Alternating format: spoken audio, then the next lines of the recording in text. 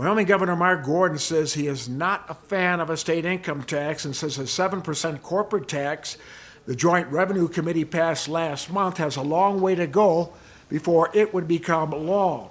You'll recall that corporate income tax passed the State House by a wide margin this year, but did not get to second base in the Senate. The Revenue Committee also passed a 3-cent hike in the fuel tax, which the governor is taking a wait-and-see approach to. We have problems with our roads. Director Reiner and I talked, there's about a $165 million gap in roads. I told him, we're not going to go crazy on trying to figure out revenue to fix all of that. I think part of the conversation has to be, how do we prioritize the roads, and how do we make sure people in Wyoming understand what we won't be able to do before we start saying how we're going to start raising taxes. Cowboy State Daily has been reporting on the boom in outdoor recreation in Wyoming.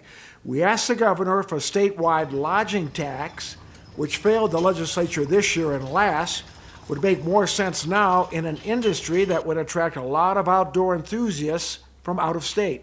If it seems to be well targeted and not generally affecting Wyoming's population, I think I'd be generally supportive of that.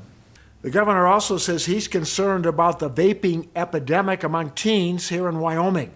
As Cowboy State Daily reported last week, the state epidemiologist, Dr. Alexia Harris, said the health department had 2 confirmed cases of vaping-related illness and was investigating other potential cases. Gordon says he's working with the health department on options to deal with vaping. It does seem to me that, it doesn't make sense for us to sell vaping products to anyone under 21 years of age. That seems to be just a common sense first step. This is an area that the legislature should look into. But from my standpoint, and whether I would issue an executive order, I'm looking at those policies too.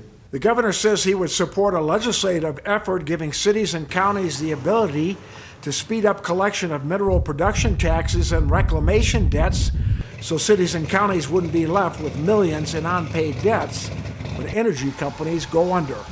Robert Geha, Cowboy State Daily.